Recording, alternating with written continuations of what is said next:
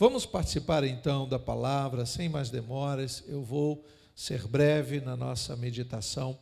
Quero ler com você no livro de Josué, capítulo 1. Farei a leitura inicialmente de 2 versículos apenas. Josué, capítulo 1, versículos 6 e 7. Você pode acompanhar aí na sua Bíblia ou na TV. Josué, capítulo 1, versículos 6 e 7. Seja forte e corajoso, porque você fará este povo herdar a terra que sob juramento prometi dar aos pais deles. Tão somente seja forte e muito corajoso, para que você tenha o cuidado de fazer segundo toda a lei que meu servo Moisés lhe ordenou. Não se desvie dela, nem para a direita, nem para a esquerda, para que seja bem-sucedido por onde quer que você andar. Oremos. Te louvamos e te agradecemos, Senhor, desde já pela tua palavra. Te pedimos entendimento, clareza, paz no nosso coração, para que possamos entender e cumprir a tua vontade. Fala conosco, assim te pedimos. Nós te agradecemos em nome de Jesus, que todos digam amém. Irmãos, a gente vive tempos difíceis por muitos motivos, e isso não é um chavão, né? Não é um jargão, mas nós podemos dizer que parece que as coisas estão meio que descontroladas, né? Eu tenho falado um pouquinho sobre a moral, sobre a ética, o despudor, e a gente conta nos dedos aqueles que podem dizer de verdade: eu tenho uma vida vitoriosa. O que seria a vitória para uns, para outros talvez nem tanto.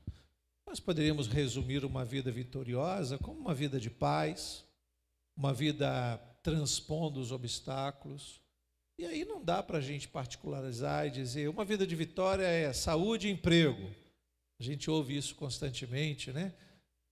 Nas tragédias, por exemplo, agora lá de São Paulo, eu ouvi alguém dando uma entrevista dizendo: eu perdi minha casa, perdi meus bens, mas eu estou com vida. Ele valorizou a vida, ele se sentiu vitorioso em meio aos que morreram. O primeiro aspecto, ele está correto. Ele chegou a dizer: vamos seguir, agora com saúde e emprego, a gente reconstrói. Amém, ele está correto. Ele se sente vitorioso e ele está mostrando que ali ele prevaleceu diante das dificuldades. Mas novas dificuldades surgirão o tempo todo, queridos. Nós somos bombardeados, a vida é desse aspecto passageiro demais, e a gente não pode se esquecer disso. Então, existe uma diferença entre você obter uma vitória, você alcançar, algo que você deseja nesse tempo, e a diferença de você viver uma vida de vitórias. Viver uma vida de vitórias não significa que você vai ter sempre dinheiro. Uma vez você está com um bom emprego, outra vez você está desempregado. Também não significa que você vai ter sempre saúde, porque uma hora você vai estar muito bem, uma hora você vai estar meio adoentado. Você pode ter muitas pessoas ao seu redor e, no outro momento, se sentir sozinho. Você pode acumular bens ou não ter nada. Não sei o que seria uma vida de vitória, mas se nós imaginarmos os dias que nós temos e computarmos os dias que vencemos as lutas, nós vamos ver que podemos dizer que somos acumuladores de vitórias. Estar na casa de Deus hoje, isso não é para qualquer um, irmãos. Eu sempre medito sobre isso. Que privilégio nós temos de poder chegar à casa de Deus. As pessoas são impedidas por muitos motivos. Não é estranho você pensar que alguém nesse momento ficou preso no engarrafamento, ele planejou vir, ele fez de tudo para estar na casa de Deus. Eu ouço muito isso: pastor, eu queria muito estar, mas deu tudo errado. Não, não deu errado. Nós tivemos atropelos, você teve problemas, obstáculos, mas quem chegou, conseguiu chegar. A questão é que a gente tem dias que a gente vai vencer e vamos sentir essa vitória em nós. Vai ter dias que a gente vai se sentir meio que derrotado. E a grande questão que eu tenho pensado não é o quanto nós podemos vencer e derrotar os inimigos. Que a gente tem muito essa questão de temos muitos inimigos ou poucos inimigos. a ideia de ter inimigos sempre vai ser vista de uma forma sadia na palavra de Deus. Não é? A Bíblia diz que Deus chamou Israel, separou esse povo para servir e disse que seria um povo vitorioso, mas fez algumas colocações. E sempre na história do povo que seguia a voz de Deus, eles encontraram inimigos. Por vezes eram vitoriosos, e outras vezes pareciam derrotados. Momentos em que muita gente venceu e momentos em que muita gente foi derrotado no campo de batalha. De tal maneira que milhares ou até milhões, não sabemos, os números não são importantes nesse momento, mas vamos imaginar que milhares de pessoas saem do Egito com mão forte, e segundo a palavra do Senhor daquela geração, apenas 2 entraram. A geração teve que se renovar no aspecto de que não mereciam entrar na terra prometida. Isso é muito sério, queridos. O que nós podemos pensar é quando o inimigo de todos nós, e aí nós podemos imaginar o aspecto do mal, ou o diabo, como nós chamamos, ele consegue persuadir-nos para que a gente sinta que somos derrotados, sendo que não somos. Se a palavra de Deus nos garante que o Senhor é o general dos exércitos, você pode dizer glória a Deus por isso? E nós seguimos esse general, não somos derrotados. Talvez estejamos passando por momentos difíceis, mas isso precisa estar dentro de nós, queridos. Se nós olharmos dia após dia as dificuldades que tivemos desde quando nascemos, se nós pudéssemos registrar isso, nós vamos ver, cada um de nós, que nós vencemos mais do que perdemos. A questão é que nós focamos muito no momento chamado hoje, e hoje talvez alguns se sintam meio que derrotados. Esta palavra é para levantar em nós o ânimo e o entendimento, que vitória de verdade não se resume nas vitórias passageiras. Muitos são aqueles que se sentem vitoriosos, mas estão muito afastados de Deus. E essa vitória é uma vitória passageira. Nós vamos entender isso porque, como eu tenho falado sobre viver uma vida de vitórias diárias, o fato de estarmos aqui é positivo. Alguém talvez diga, pastor, eu tive muitas lutas nesse dia, mas como está o seu coração? Você se sente um derrotado? Lógico que não. Aqueles que também não puderam ouvir, também não devem se sentir derrotados. O que eles não podem fazer é dar ouvidos ao diabo, que é um derrotado, e que tenta nos fazer acreditar que nós estamos em desvantagem, independente de qual seja a aplicação disso para a sua vida. E aí vale o dito popular bem verdadeiro, né? Sem luta não há vitória. A Bíblia vai relatar muitas vitórias alcançadas, mas a gente sabe que por uma minoria. Essa ideia de ter o nome registrado na Bíblia como vitorioso não é para multidões. Apesar de terem muitos nomes citados na Bíblia, uma minoria realmente teve o privilégio de vencer, ou seja, acumular vitórias, de tal maneira que trouxe a referência do seu nome para que a gente possa se basear, para que a gente possa entender que os personagens, os homens e mulheres da Bíblia tiveram lutas, mas obtiveram vitórias, mas tem segredo nisso. Tem algo que nós precisamos embasar as nossas vidas para a gente não apenas achar que o dinheiro é uma vitória, a família é uma vitória, a saúde é uma vitória. O que é uma vitória para você? Quantas pessoas têm uma saúde de ferro, mas não têm amigos?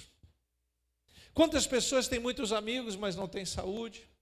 Quantas pessoas não têm dinheiro e se sentem derrotados, e outras que têm muito dinheiro, mas já também se sentem derrotados?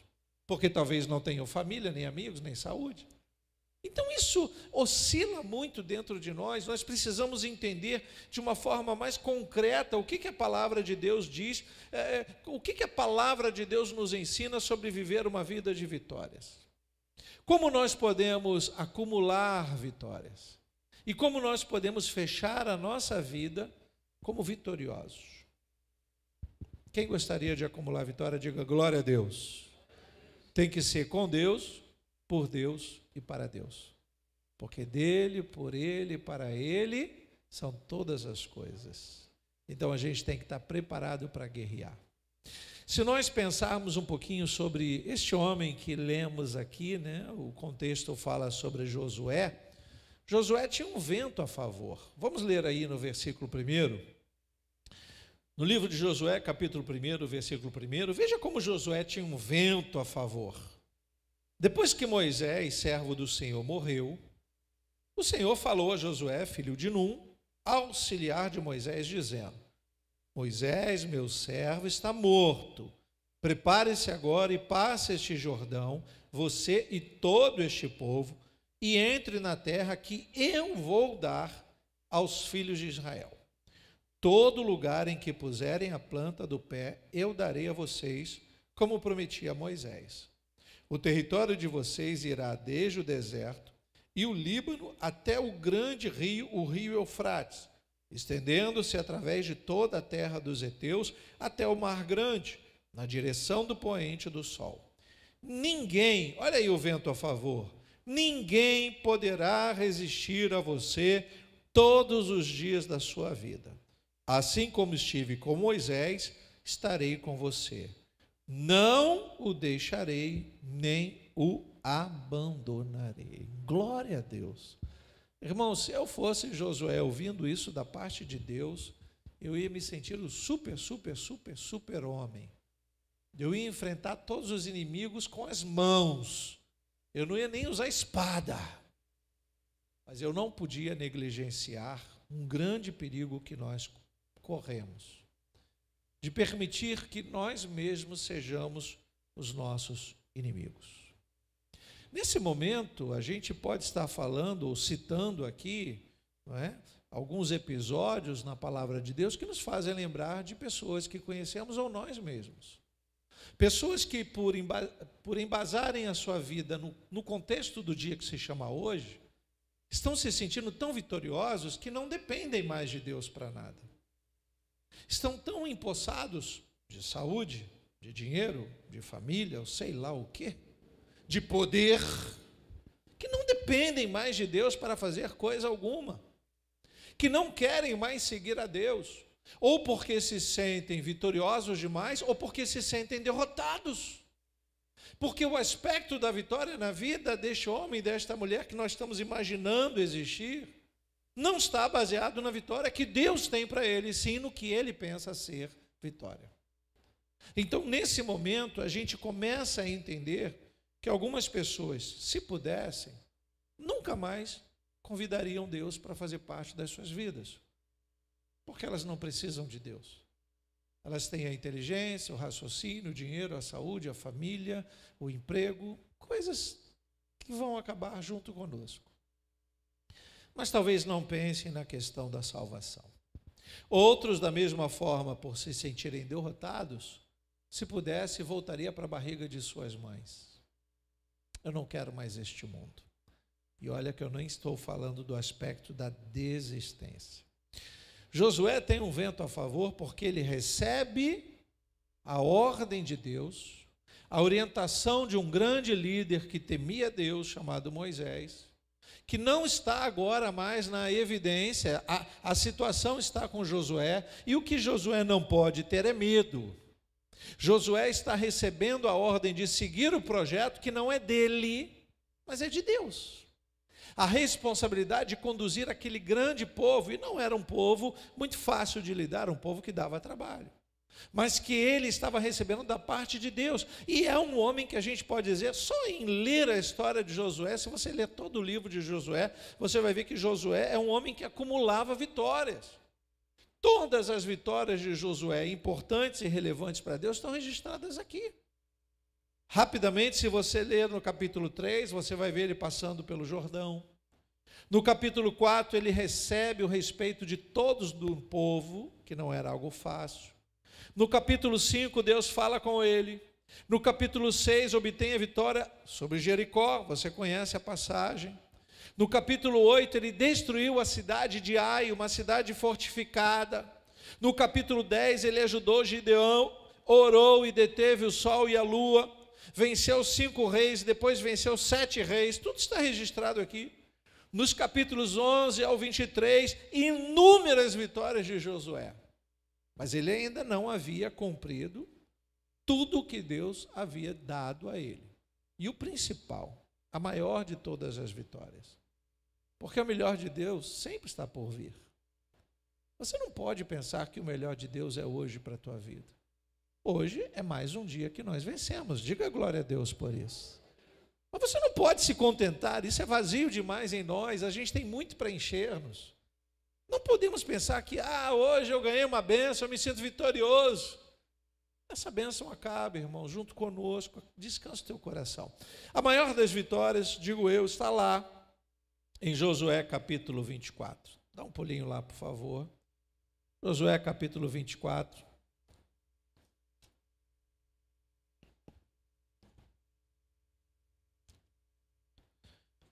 A partir do versículo 14. Olha o que diz a palavra do Senhor. Versículo 14. Agora, pois, temam o Senhor e o sirvam com integridade e com fidelidade. É Josué convocando os remanescentes do povo.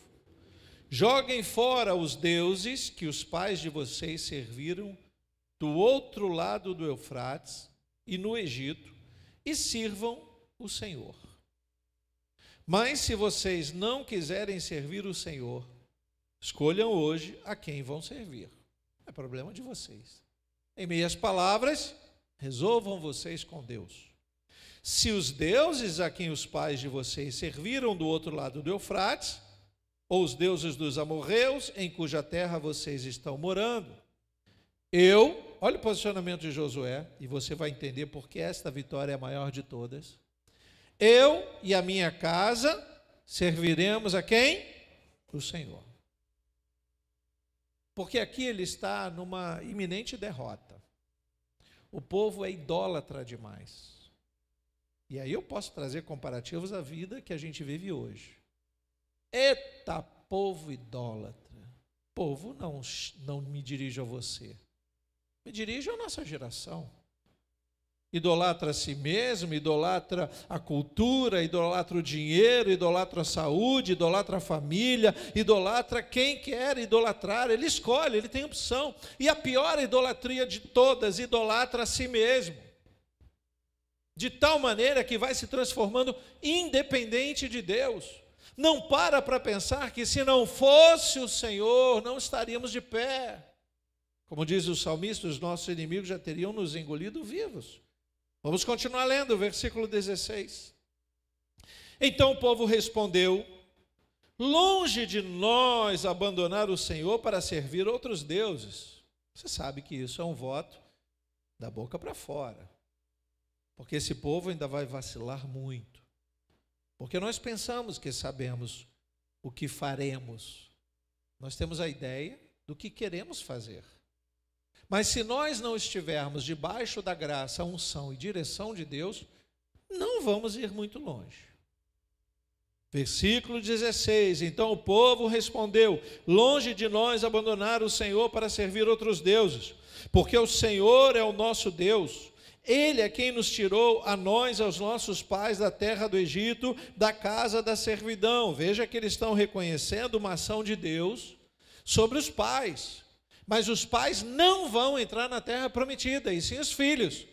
Porque Deus criou todos os homens e mulheres para a glória dele mesmo, e não para a glória do próprio homem. Ai daquele que desejar a glória que pertence a Deus.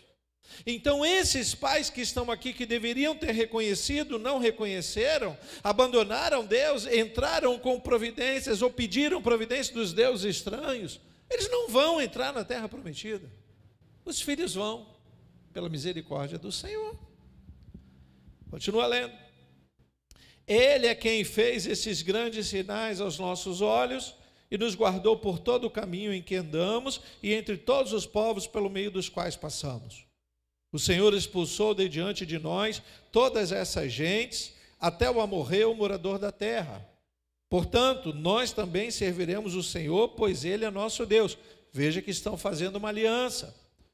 Então Josué disse ao povo: vocês não poderão servir o Senhor, porque é Deus santo, Deus zeloso, que não perdoará a transgressão e os pecados de vocês.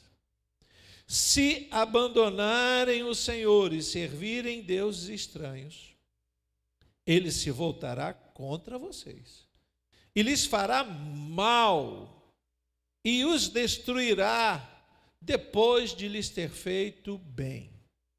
Ele está fazendo só uma advertência. Eu não estou mandando vocês servirem a Deus, povo, porque Deus é terrível. Você não pode servir a Deus com medo de ir para o inferno. Você deve amar o céu e querer morar com Deus eternamente. Ai daquele que só serve a Deus com medo do inferno. Mas é um livre-arbítrio. Versículo 21. Então o povo disse a Josué: não, o que queremos é servir o Senhor. Josué disse ao povo: vocês são testemunhas contra vocês mesmos de que escolheram o Senhor para o servir. E eles disseram: sim, somos testemunhas. E Josué continuou: agora, pois, joguem fora os deuses estranhos que há no meio de vocês e inclinem o coração ao Senhor. Veja que ele está dizendo que inclinar o coração é dar uma tendência de um lado. Inclinar, é pender para um lado. Qual lado? O lado de Deus. Eu não posso ficar em cima do muro, eu não posso pensar que eu não estou inclinado. Todo caminhar do homem inclina para algum lado. A gente nunca fica em cima do muro. Ou você é amigo de Deus ou inimigo de Deus. Não tem meio termo, irmãos. Não se negocia a santidade, não se negocia a verdade. Está aqui, Então, continuem aí no versículo 24, o povo disse a Josué: ao Senhor nosso Deus serviremos e obedeceremos a sua voz. Assim, naquele dia Josué fez aliança com o povo e lhes deu estatutos e juízos em Siquém. Josué escreveu estas palavras no livro da lei de Deus. Por que ele fez isso? Porque os pais falhariam em transmitir aos filhos. Como nós falhamos com os nossos filhos, como os nossos pais falharam conosco. Mas a lei está escrita. A palavra de Deus está registrada. Quem quer conhecer a Deus não vai depender de pai e mãe.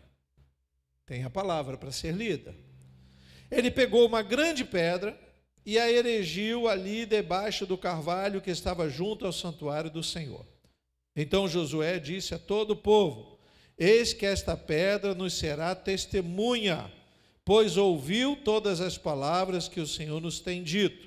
Portanto, será testemunha contra vocês, para que não mintam ao Deus de vocês. Então Josué despediu o povo, cada um para a sua herança. Esse foi o grande e último sinal, até que Josué então descansasse por um tempo e depois viesse a morrer.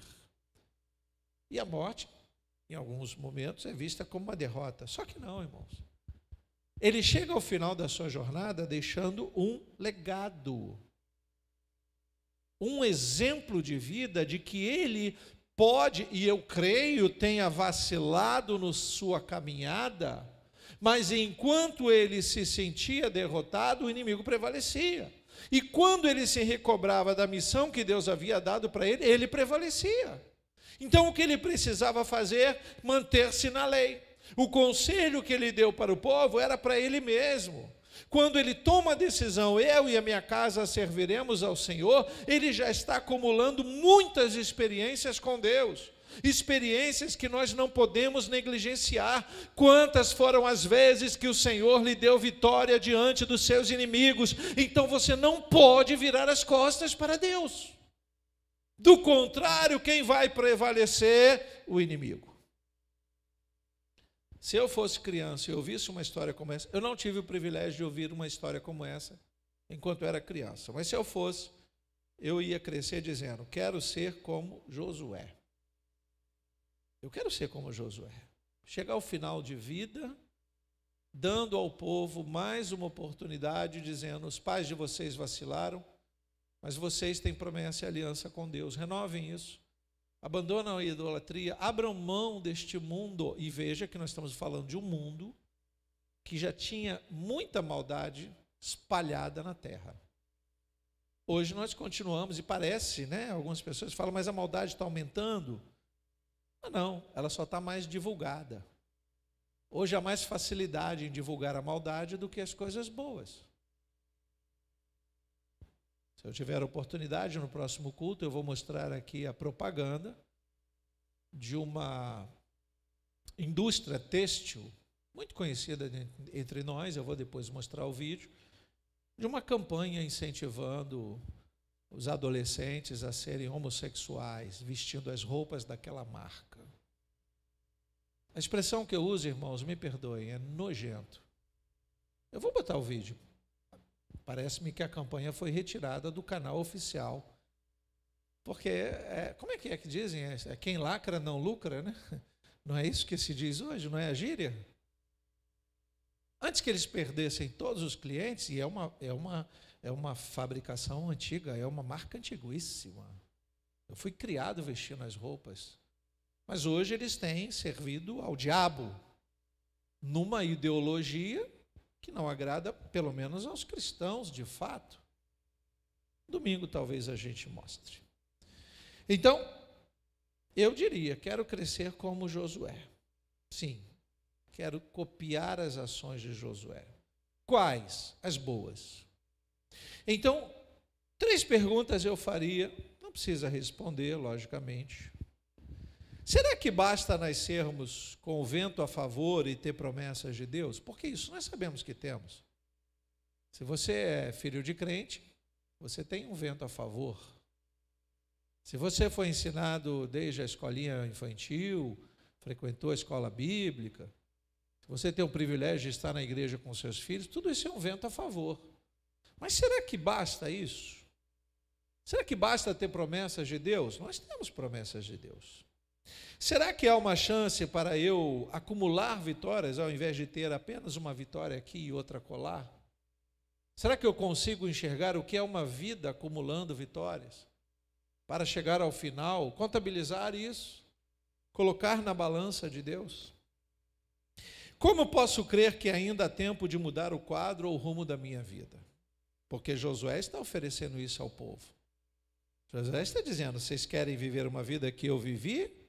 Ou vocês querem continuar acreditando em deuses estranhos? Vocês escolhem. Daqui para frente, eu vou me despedir, é com vocês e Deus.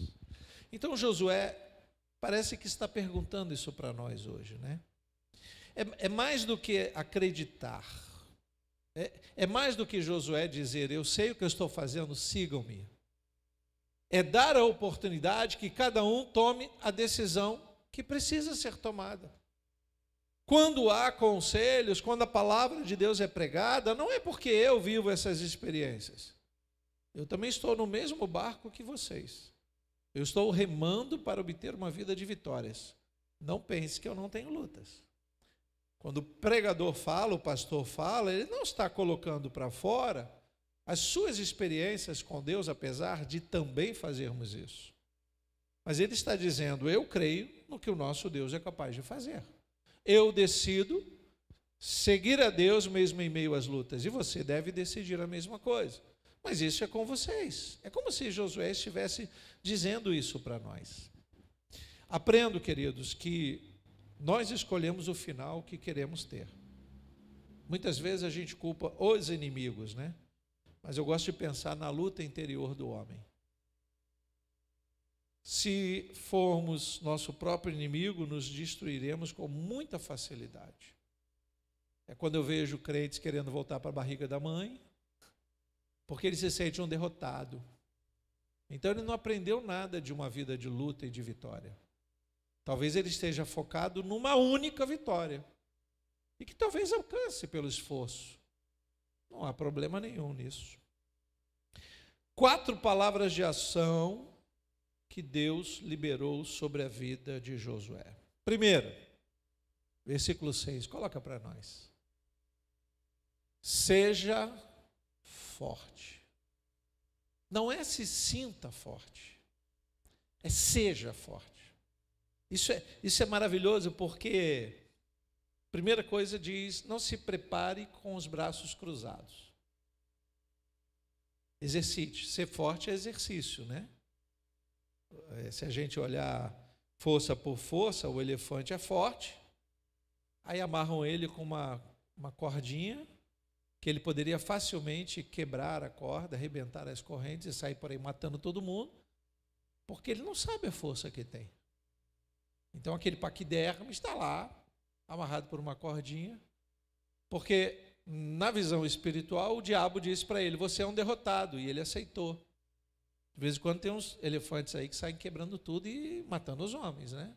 Porque eles não foram feitos para ser escravos dos homens.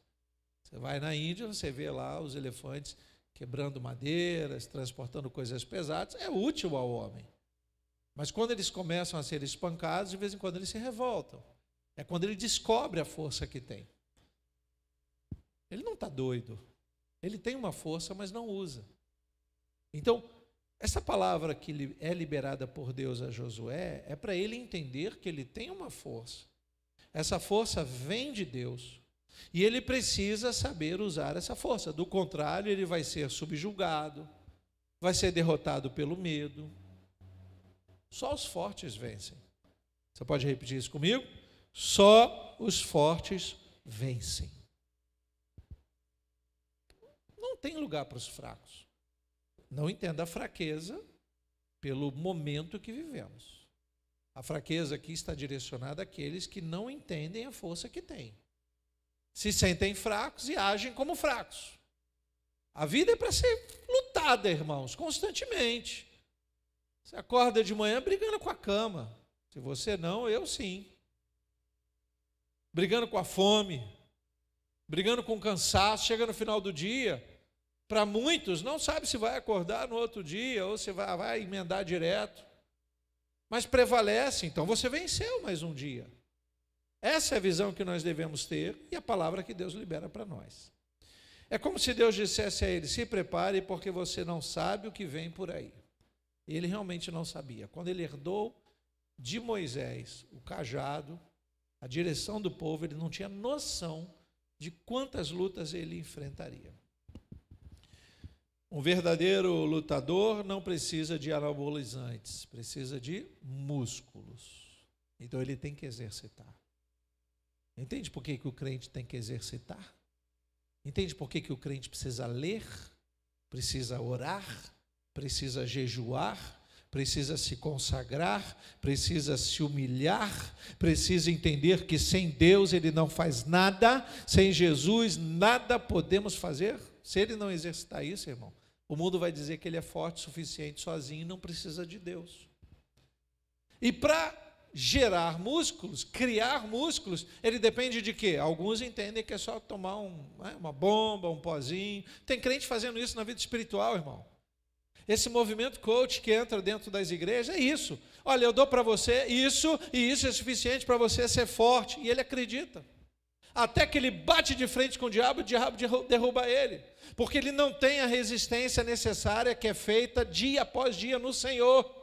Ele é fraco, ele pensou que era forte, ele se sentiu forte, ele acha que só porque é filho de crente ele é forte, ele acha só porque ele lê a Bíblia de trás para frente ele é forte, se não praticar, não é vitamina, irmãos. É placebo. Você conhece placebo? É aquele comprimidinho que não tem substância ativa nenhuma, é farinha de trigo. Para muitos crentes a Bíblia é placebo. Por isso que ele anda com a Bíblia embaixo do braço. Se o diabo vir, eu vou dar uma biblada nele. Você acha que é assim que funciona? Não. Segunda palavra de ação, ainda no versículo 6. Seja corajoso. Por que Deus manda ele ser forte e depois manda ele ser corajoso? Porque a coragem vai ser desprendida por você mesmo. Eu não posso fazer alguém corajoso. Eu posso dizer para ele, seja corajoso. Mas mesmo ele sendo forte, se ele não tiver coragem, ele não sai do lugar. É a história do elefante. Então, eu posso dizer, seja corajoso, mas quem vai ser corajoso? Você, que deseja obter vitórias. É bem simples de você entender isso. O corajoso não se deixa vencer pelo medo. Antes é aquele que enfrenta e vence o medo. Mas o medo é natural, não pode ser um empecilho para vencer. O medo pode ser visto como uma cautela, mas é um obstáculo. Ou você acha que Josué não teve medo? Querido, ser crente às vezes dá medo. Porque você fala a palavra da verdade e está indo contra toda a palavra da mentira que é pregada no mundo inteiro.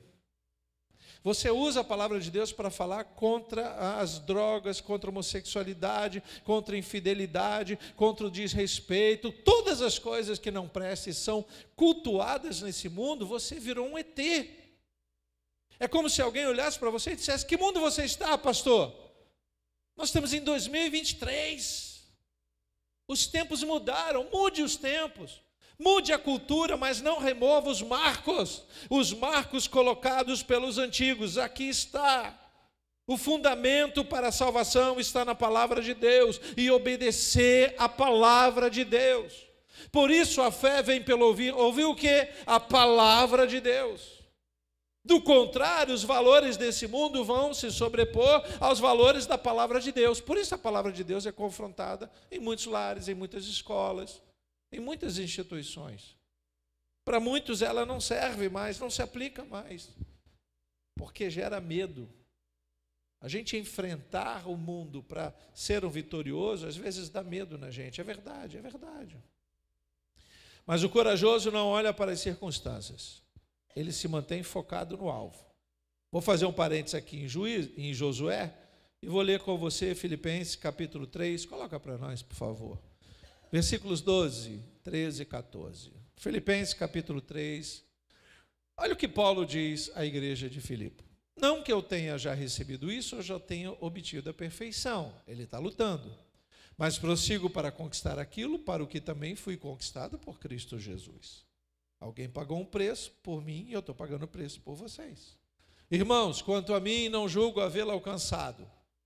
Mas uma coisa eu faço, olha o que ele diz: esquecendo-me das coisas que ficam para trás e avançando para que estão diante de mim, prossigo para o alvo, para o prêmio da soberana vocação de Deus. Em quem?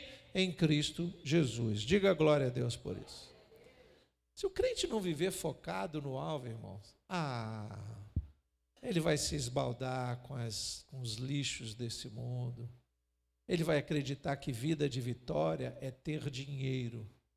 Dinheiro é uma consequência de uma vida caminhando na presença de Deus. É maravilhoso ter dinheiro quando se tem Deus. Quando não se tem Deus, é desgraça. Saúde é maravilhosa quando você usa na obra de Deus. Quando não se tem, é desgraça. Não tem valor saúde para quem não tem Deus. Gasta a saúde, destrói a própria saúde, porque ele não tem Deus. Todas as coisas que nós podemos obter nesse mundo só têm valor se tivermos Deus. Mas como eu faço para vencer? A gente tem que fazer meio como nos ensina a história do sapinho, né, que corria com a corridinha dos bichos lá. O sapinho não era o animal mais veloz, haviam muitos outros animais, inclusive aves que voavam. A questão é que o sapinho, ele insiste na jornada e ele acaba vencendo. É uma história. Como o sapinho venceu, por exemplo, uma lebre? Não sei, é uma história. Mas foram entrevistar o sapinho. Como é que você pôde vencer com todo mundo dizendo para você desistir? E ele não respondia nada. E eles insistiam: mas como é que você conseguiu obter essa vitória? Se você era mais fraco, se você dava pulinhos enquanto as aves voavam. E ele não respondeu nada. Moral da história: ele era surdo. Nós temos que nos fazer surdos para as coisas desse mundo, se quisermos chegar ao final. E não significa que somos os primeiros. Se o maratonista olhasse a multidão que está ao redor dele, ele desistia logo na largada. Preste atenção o que Deus está falando com Josué. A terceira palavra de ação está no versículo 7, lá do texto de Josué, capítulo 1. Tão somente, ele repete, né? Ele já não havia dito no versículo 6, seja forte e corajoso? Então o que Deus faz? Reforça a ordem. Tão somente. Você não precisa de mais nada. seja forte e corajoso, ou seja, apenas faça o que Deus está ordenando. Não saia do prumo, não pise fora da caixa. Há uma linha invisível que separa o santo e o profano, separa o bem e o mal. Não oscile, porque uma hora você vai pender para um lado. E é aí que o diabo vem e faz a festa. Ah, como faz, irmãos? É como se Deus desenhasse uma linha invisível para o crente e dissesse para ele: se você quer chegar ao final, trilhe aqui desse lado da linha. Não fica oscilando.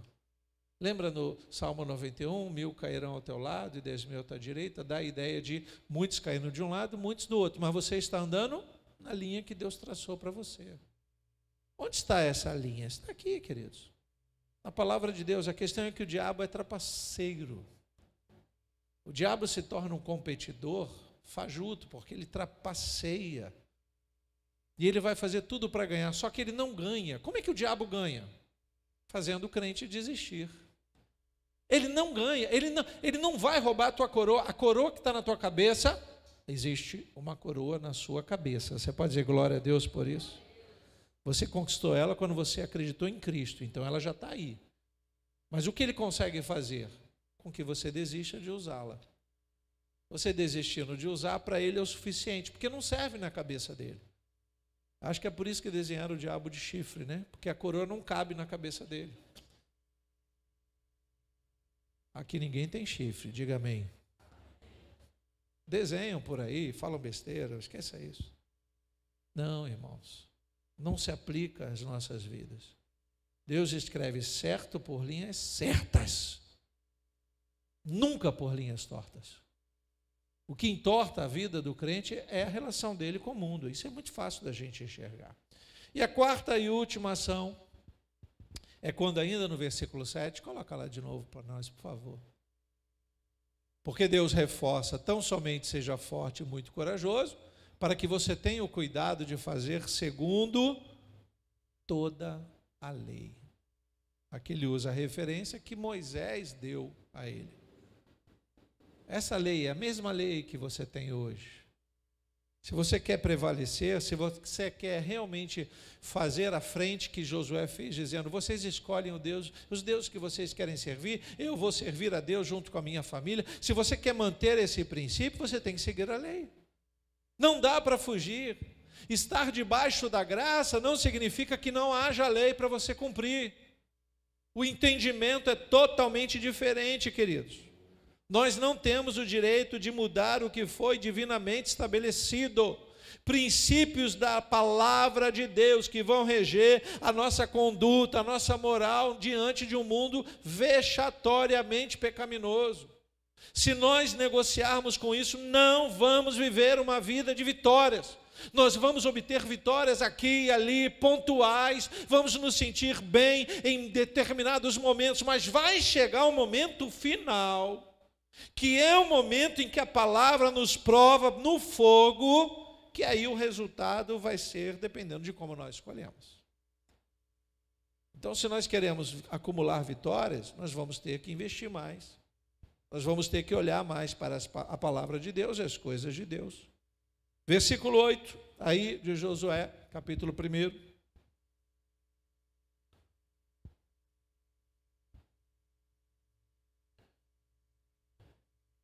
Não cesse de falar deste livro da lei. Esta foi a palavra que Deus deu a Josué, que seria para ele meditar, para ele conhecer e para ele transmitir.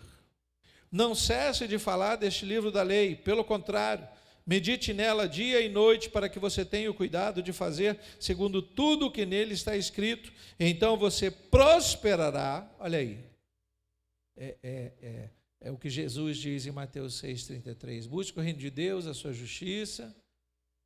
Eu quero ser rico. Você pode ser, você vai prosperar. Prosperará e será bem-sucedido. Estamos estudando as bem-aventuranças na escola bíblica. É isso aí, irmãos. Como eu quero ser bem-aventurado se eu não estou meditando na palavra de Deus? Se eu entendo que isso é apenas uma proforma, que isso é apenas um modo de crente, modo de viver do crente. Tem que ler a Bíblia, pastor? Tem. Ah, pastor, mas o senhor já prega, para que eu vou ler? Para que Deus fale com você mais do que fala comigo. É diferente, irmãos, quando nós temos uma relação com Deus. Você nem vai depender de conselhos pastorais se você ouvir o próprio Deus falando com você na palavra. O crente não ouve Deus, não ouve o pastor e ouve a si mesmo. Amém. É o espírito do mundo que está dando ordem. Siga. Siga. Josué, chegou o momento que ele decidiu por ele e pela casa dele. E aí eu fico naquele pensamento de Deus olhando para aquela geração, tirando milhares de pessoas e já vendo, porque Deus já via tudo, que aquelas milhares de pessoas não mereciam sequer sair do Egito. Mas como Deus criou aquele povo e chamou aquele povo para a glória dele, Deus teve misericórdia. Tirou aquele povo do Egito e deu oportunidade de que eles pudessem avançar. Mas uma grande parte morreu no deserto. Uma grande parte não resistiu à própria dificuldade física. Uma grande parte se entregou à idolatria. Uma grande parte foi mordida pelas serpentes. Uma grande parte morreu pela espada dos vizinhos inimigos. Muitos obstáculos. Mas Josué, Caleb e a geração que parou para decidir, e lembre-se que era uma geração que já estava se envolvendo com idolatria, hein? Já estava entranhando na cultura daquele povo a idolatria.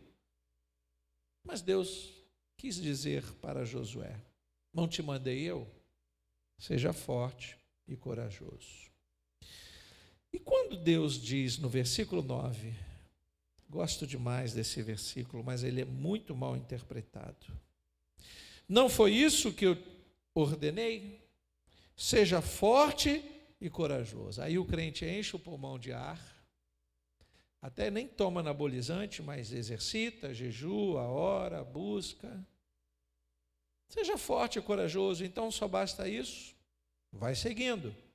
Não tenha medo, nem fique assustado, porque ele já estava prevendo o que Josué ia enfrentar, porque o Senhor, seu Deus, estará com você. Olha aí, por onde quer que você andar. Aí tem crente pegando só o finalzinho do versículo e pisando em lugares que Deus não pisa. Porque se a santidade de Deus chegar a esses lugares, destrói tudo. Isso é muito sério, irmãos.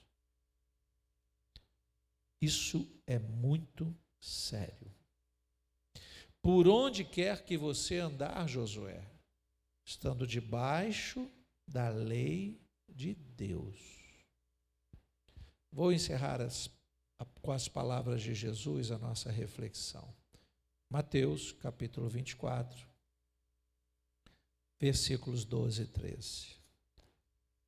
Você pode ficar de pé com a sua Bíblia em mãos? Mateus, capítulo 24, versículo 12 e 13. E por se multiplicar a maldade, o amor se esfriará de quase todos. Aquele, porém, que ficar firme até o fim, esse será salvo. Você quer se salvar no final de tudo isso? Diga glória a Deus. Curva a sua cabeça e feche os seus olhos. Querido Deus e eterno Pai, nós te louvamos e te adoramos nesta noite, neste santo lugar. E te agradecemos pelo privilégio de meditar na Tua palavra, Senhor. É bem verdade que em muitos momentos o medo e a inconstância nos abatem, as lutas e os obstáculos desta vida nos amedrontam. Mas queremos guardar esta palavra que o Senhor liberou na vida de Josué, na nossa vida e na nossa casa. Nos ajuda a sermos fiéis à Tua palavra, nos mantermos focados na voz da promessa que está sobre nós, Nos ensina a priorizar o Teu reino e a Tua justiça, e assim herdar todas as coisas que o Senhor tem para cada um de nós. Nos fortaleça, Senhor. Somos fortes, mas é bem verdade que às vezes nos sentimos fracos. Somos corajosos, mas o medo às vezes nos abate. Por isso te pedimos, Senhor, que o inimigo das nossas almas e aqueles que se opõem às nossas vitórias, que o Senhor venha desbaratá-los, que o Senhor jogue por terra a ação do inimigo nas nossas vidas, e que o Teu nome seja estabelecido na nossa vida e na nossa casa, em nome de Jesus. Em nome de Jesus. Amém.